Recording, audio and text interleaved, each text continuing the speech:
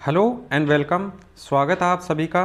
9 मार्च 2022 ये वो डेट है जब इंडिया ने गलती से ब्रह्मोस मिसाइल मार दिया था पाकिस्तान के मियां चन्नू में। इसके बाद पाकिस्तान ने इंटरनेशनली फोरम पर भारत की आलोचना की और कहा कि भारत की मिसाइल सेफ नहीं है। ब्रह्मोस न्यूक्लियर कैपेबल मिसाइल है, इसमें वॉरहेड हो सकता था, इससे बहुत बड़ी जनानी हो सकती थी और एक मिसफायर की वजह से इंडिया और पाकिस्तान के बीच वॉर या कॉन्फ्लिक्ट शुरू हो सकती थी। इस एस्पेक्ट में भारत ने अपनी गलती मानी और इंडियन एयरफोर्स के 3 ऑफिसर को जॉब से निकाला।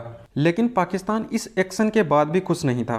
पाकिस्तान चाहता था कि इस पर्टिकुलर इशू की जांच इंटरनेशनल फोरम पर हो और पाकिस्तान इस प्रोटेस्ट को लेकर पहुंचा IAEA international atomic energy agency के पास। इसका हेडक्वार्टर वीना में है और पाकिस्तान ने IAEA से कहा कि इंडिया के न्यूक्लियर वेपन क्या सेफ हैं, इसकी जांच करिए। और जांच के बाद अब IAEA के चीफ राफेल मरीनो ने ये बात क्लियर कर दी है कि ये लोग बिल्कुल भी चिंतित नहीं हैं भारत के न्यूक्लियर वेपन को लेकर या मिसाइल मिसफायर को लेकर। ऑलमोस्ट इस पर्टिकुलर इशू में इंडिया को IAEA ने क्लीन चिट दी है और IAEA की 2008 की स्टेटमेंट के बाद सडनली पाकिस्तान को ऑलमोस्ट सभी देशों ने यूरेनियम देना बंद कर दिया और 2013 के बाद पाकिस्तान को क्लीन एनर्जी के लिए कुछ मात्रा में यूरेनियम मिलना फिर से स्टार्ट हुआ।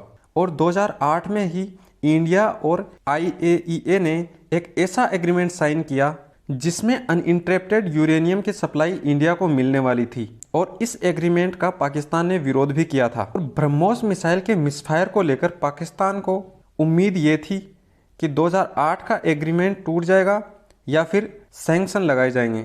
लेकिन IAEA ने सिंपली कहा कि मिसाइल मिसफायर बहुत आम बात है और इसके बेसिस पर रिस्पॉन्सिबल कंट्री पर आप बड़ा एक्शन नहीं ले सकते।